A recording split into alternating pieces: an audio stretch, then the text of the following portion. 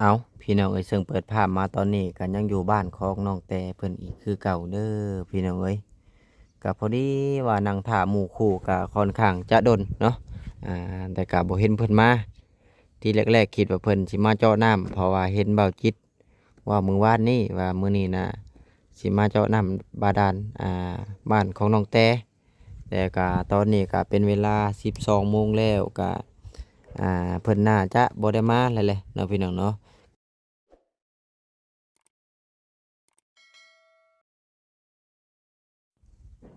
เอาพี่น้องเอ้ยซึ่งเปิดภาพมาตอนนี้กันยังอยู่บ้านของน้องแต่เพิ่นอีกคือเก่าเด้อพี่น้องเอ้ยก็พอดีว่านั่งท่าหมู่คู่ก็ค่อนข้างจะดนเนาะอ่าแต่ก็บ่เห็นเพิ่นมาที่แรกๆคิดว่าเพิ่นสิมาเจาะน้ำเพราะว่าเห็นเบาจิตว่ามื้อวานนี้ว่ามื้อนี้น่ะสิมาเจาะน้ำบาดาลบ้านของน้องแต่ก็ตอนนี้ก็เป็นเวลา12โมงแล้วก็เพิ่นน่าจะบ่ได้มาแล้วแหละเนาะพี่น้องเนาะ กับอีกอย่างมันกะเบิดเวียกเฮ็ดเลยอะไรเนาะพี่น้องเนาะก็เลยว่านี่แหละสิได้ทำการกลับได้พี่น้องบาทนี่กับมิแต่ว่าหลังจากที่กลับไปแล้วบ่เห็นกันนี่แหละ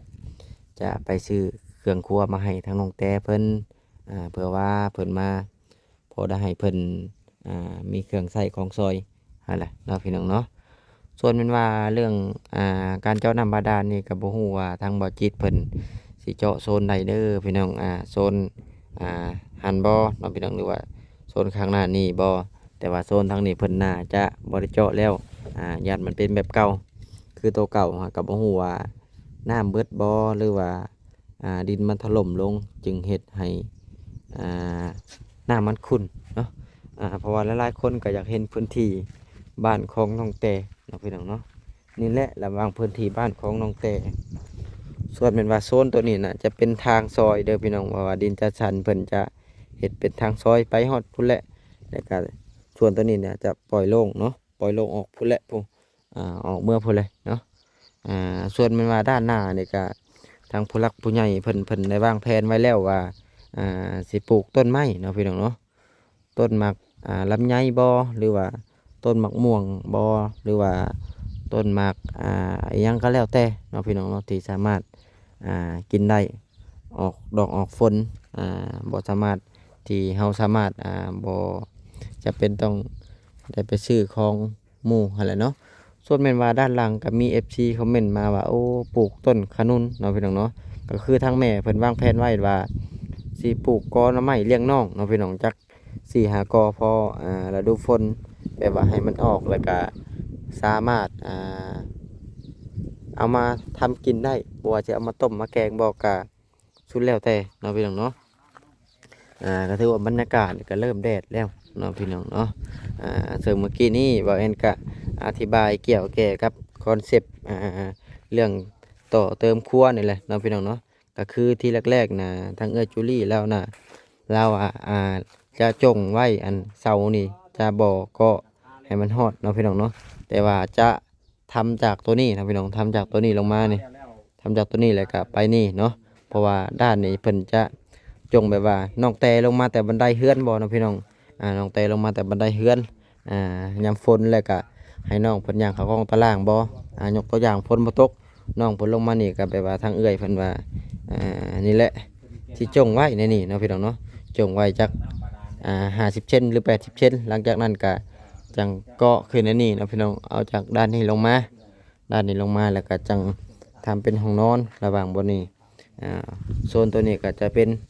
ห้องครัวเนาะพี่น้องเนาะคือห้องครัวนี่เพิ่นจะเฮ็ดเป็นไม้ละแนงเด้อพี่น้องไม้ละแนงเลยด้านนะอาจจะมี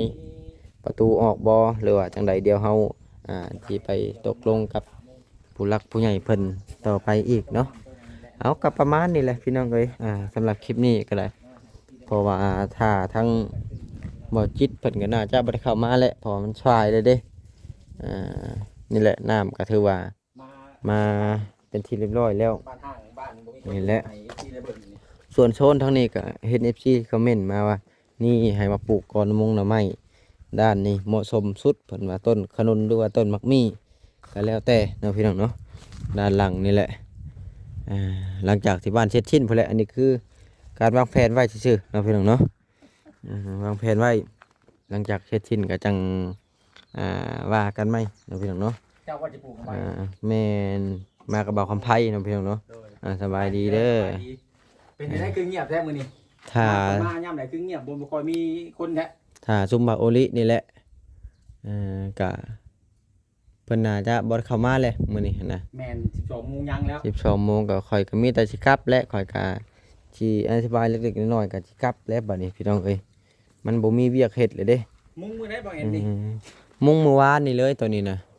สดๆร้อนๆเลย เนาะข่อยบ่ได้มามื้อ2มื้อแล้วเลย แม่นข่อยเฮ็ดงานแบบรวดเร็วเด้สร้า เรีย ง ก มาแต่ทางไหนมาเฮ็ดคือไวแท้นี่ ปลาโถมาแต่ไกลได้ สร้างอันนี้ได้ พุ่นผู้มาแต่ผู้แหละผู้ ทางนาซายผมบอก ทางนาซายผู้แหละ จ้างเพิ่นเท่าไหร่นี่ จ้างล้านห้า จ้างล้านห้า แม่นเพราะว่ามันบ่มีสร้างเด้ ที่แรกๆว่าสิเอาสร้างเวียงกับบ่บอสเพิ่นว่าเพิ่นบ่ว่างหั้นนะ เพิ่นสิเรียกเนาะ แล้วที่นี่พอลุงช่องพอลุงก็ติดเวียกอีกก็เลยว่าว่าสิเอาเบาเก้าก็บ่ว่างอีกเอาแล้วบาดนี้ มีแต่คนบ่ว่างก็เลยหาทางลุงแม่นจ้างให้เพิ่นมามุงให้เพิ่นก็เฮ็ดตุ้มต่ำตุ้มต่ำเด้เมื่อวานนี่ก็ส่วนตัวนี้ก็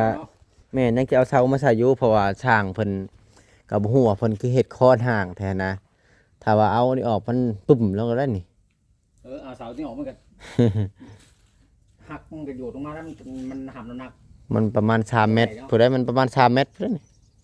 เกือบพุ่นแล้วนี่ เกือบพุ่นแล้วนี่แม่ 2เมตร8 9 10ปุ่นจัก ระดับพุ่นแล้วก็ไล่3แล้วพุ่นแล้วก็เลยว่าสั่งเสาสั่งหนึ่งเสาหนึ่ง มาใส่อีกเสาหนึ่งมันห่าง เสาหนึ่งใช่นี่ ระหว่างอยู่นี่ของมันนี่เนาะ แม่นก็เลยว่าใส่อีกเสาหนึงอันนี้ก็บ่าอุลิว่าสิเอาลูกหมูมาเจาะว่าสวรรค์มาเจาะว่าเพอมันยังบ่ได้มีบล็อกเด้ โอ้ยัง เวลาที่ลมพัดมันก็เติมยังบ่ได้ใส่กรอน FC ว่าโอ้ใส่กรอนเด้อบ่แม่นตัวนี้เบาอุลิเพิ่นมีสวรรค์ไฟฟ้านะพี่น้องเอ้ยกันเดียวปล่อยให้เป็นหน้าที่ของเพิ่นซะ เรื่องล็อกบานพวกเยี่ยมพวกบานประตูนี่เนาะ แม่นเฮาบ่มีสวรรค์ไฟฟ้าเพื่อจะซื้อสวรรค์ไฟฟ้านี่โอ้ยเบิดเงินไปอีกหลายบาทนี่พี่น้องเอ้ย มีแต่ว่าเอาไว้เฮ็ดอย่างอื่นเนาะพี่น้องเนาะนี่แหละพี่น้องเอ้ยก็ถือว่าโอเคแล้วแต่ละด้านนี่เนาะอืม เป็นว่าจะเอาน้ำบาดาล นี่แหละแต่ละด้านพี่น้องเอ้ย พ่อแม่พี่น้องมันมีตอนนี้มันก็เที่ยงแล้วเนาะแต่ว่ามาจอมื้อนี้มัน นี่แหละแม่ตู้แก้วแล้วก็ไปหาอยู่หากินของเราเลยก็บ่ฮู้ว่ามื้อใดเพิ่นสิมาลงเฮ็ดบ้านแม่ตู้แก้วอืมนี่แหละพี่น้องเอ้ยบ้านของน้องแต่ก็ถ่ายวนเวียนไปวนเวียนมานี่แหละเพราะว่ามันบ่มีแนวเฮ็ดเด้นะพี่น้องเนาะนี่แหละห้องครัวนี่จะใช้ไม้ละแนงบัดสิเด้อพี่น้องเอ้ยนี่แหละบ่แอนจะสั่งเอาไม้มัดบัดสิแหละมาตีใส่ห้องครัวนี่เด้พี่น้องเอ้ยมันก็พอดีเลยไม้มัดอันนี้ จักหมัดเท่าไรอันนี้หมัดละเท่าไรบ่เอ็นก็ยังบ่ฮู้เนาะแต่ว่าที่สั่งไม้อันนี้แหละมาเพื่อมาเฮ็ดไม้ละแนงทำเป็นครัวของเพื่อนน้องแต่เพิ่นนั่นแหละเพื่อว่าให้ลมมันล่วงนะพี่น้องถ้าว่าเฮาใช้ตะข่ายก็ได้อยู่แต่มันก็บ่ค่อยงามคอนเซ็ปต์บ่ค่อยงามก็มีแต่ว่าสิเอาไม้อันนี้มาเฮ็ดไม้ละแนงอะไรเนาะนี่แหละพี่น้องเอ้ยก็บ่ได้มีหยังหลาย ก็มีแต่ว่ามือเพิ่นมาลงมือเฮ็ดบ้านของแม่ตู้แก้วนี่ก็บ่แอนก็จะได้มาอัปเดตนำกันคือเก่าอะไรเนาะพี่น้องเนาะเพราะว่าก็เป็นเงินทั้งเอื้อยจุลีครับแม่คงวาลีเพิ่นเฮ็ดคือเก่าเนาะพี่น้องเนาะนี่แหละหลังจากที่บ้านเสร็จสิ้นบ่แอนก็จะซื้อต้นไม้มาปลูกให้น้องแต่เพิ่นเนาะเพราะว่าทางผู้หลักผู้ใหญ่เพิ่นก็ได้วางแผนไว้เป็นที่เรียบร้อยแล้วนะพี่น้องเอ้ยเนาะนี่แหละเว้าไปเว้ามากับมันก็บ่มีแนวเว้าแล้วนะพี่น้องมัน เว้า2คลิปแล้วนะนี่แหละนี่ต้นกล้วยก็ถือว่างามพี่น้องเอ้ยก็เว้าไปเว้ามากะเบิดคำเว้า นี่แหละพี่น้องเอ้ยก็ท่าหมู่ท่าคู่คิดว่าเพิ่นคือเข้ามาเนาะแต่ว่ายังบ่เห็นผู้ใดเข้ามาจ้อยมื้อนี้เห็นแต่บ่าวคำไผเลยรถมาเมื่อกี้นี่นี่แหละบรรยากาศก็ถือว่าโอเคแล้วเนาะรอแค่เราจิตมาจอนำบาดาลเนาะบ่แอนจังสิดำเนินการเรื่องทำครัวบ้านน้องแต่ต่อบอกว่าท่านซะ พี่น้องเอ้ยแล้วคิดว่าจังไดเบิดคำเว้าแล้วบ่เอ็นก็ได้ เพราะว่ามันบ่มีช่างมาเฮ็ดปอกปอกแป๊กๆถ้าว่าช่างมาเฮ็ดปอกปอกแป๊กๆเขาก็อาศัยถ่ายช่างเนาะพี่น้องเนาะเขาเว้าเล็กๆน้อยๆแต่ว่าส่วนมากเขาก็จะถ่ายช่างให้แหละแต่ว่าช่างบ่มาสิมันก็หลังจากที่มุงออกมาเนี่ยก็ถือว่าโอเคพี่น้องเอ้ยก็คือนี่ใกล้เส้นผ่านี่หลายๆคนเพิ่นว่าโอ้ฝนมันสิบ่พาไล่ขึ้นมาบ่เพิ่นว่ามันก็บ่พาดอกพี่น้องเพราะว่าทางบ่แอนนี่ได้ให้ลุงเพิ่นใส่กันศาสตร์อย่างดีนะพี่น้องเอาง่ายก็ใส่กันศาสตร์บ่ให้พ่นศาสตร์เข้ามานี่แหละหลายๆคนก็ว่าโอ้คือเนินแท้บ่สั้นแท้เพิ่นว่าก็ก็บ่เนินแฮงเด้อพี่น้องก็สั้นก็สั้นอยู่แต่ว่าในมุมกล้องบางทีเขาถ่ายอยู่ทางตารางมันก็อาจจะแนมมาแล้วก็คล้ายแบบว่ามันเพียงหั่นนะพี่น้องมันเนินๆหั่นมันบ่สั้นเพิ่นว่าน้ำสิไหลบ่แอนเพิ่นว่า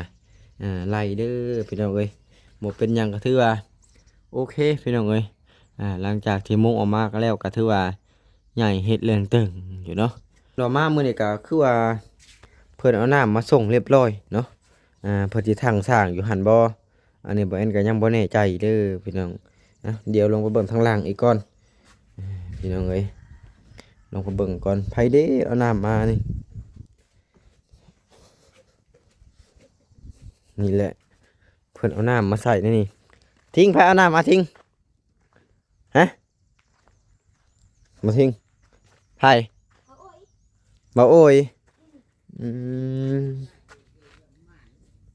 ว้าวไปจะทีบ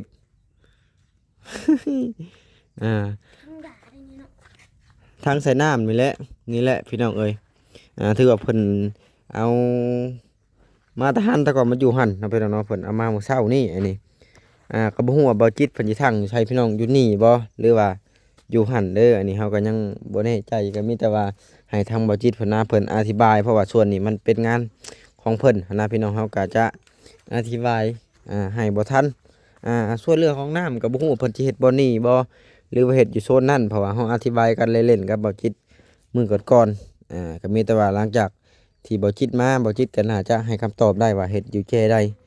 สำหรับบ่เอ็นให้คำตอบแทนบ่ได้เด้อพี่น้องเพราะว่าเฮาก็นี่แหละรับงานแค่ส่วนตัวนี้ส่วนตัวอื่นเฮาก็บ่ฮู้หันนะพี่น้องเอ้ยแต่ก็เฮาก็ถ่ายนํกันคือเก่าหั่นแหละถ้าว่าบ่จิตเข้ามาก็ถ่ายนํกันบ่เอ็นเข้ามาก็ถ่ายนํกันต่างคนต่างถ่ายนํกันนะพี่น้องเนาะส่วนต้นกล้วยนี่ฝนตกถึงมาแล้วมันขึ้นมาใหม่พี่น้องมันขึ้นพอดินอยู่ตรงนี้นะมันงามนะพี่น้องอยู่จุดนี้นะคล้ายๆแบบว่ามันเป็นดินดงเนาะพี่น้องเนาะปลูกต้นไม้ถือว่าโอเคนี่แหละพี่น้องนี่ต้นกล้วยเนี่ยมันจะงามบ่เอ็นซาที่บ่เอ็นสังเกตดินมันดำมากกระลายมากล้วยนี่มึงแน่นี่โหดลายเลยมากล้วยพี่น้องเลยนี่มีแต่หมากงามถ้าว่าเฮามาอยู่ทางบัวระบาดรักษามันนี่แห้งโอเคคือเลยอันนี้แบบว่างัวควายมากินนะยามแรงแบบว่ามันบ่มีหัวมีข้างงัวก็เลยกินนี่แหละพี่น้องเลยถือว่าโอเคแล้วจิตเพิ่นก็ยังบ่ทันมาเนาะเพิ่นหาก็ได้มารถหนึ่งบ่น้ำอันนี้หรือว่าเพิ่นมาเอามาถอกใส่พุ้ยเท่าไรสองพุ้ยเอามาเขามีท่อ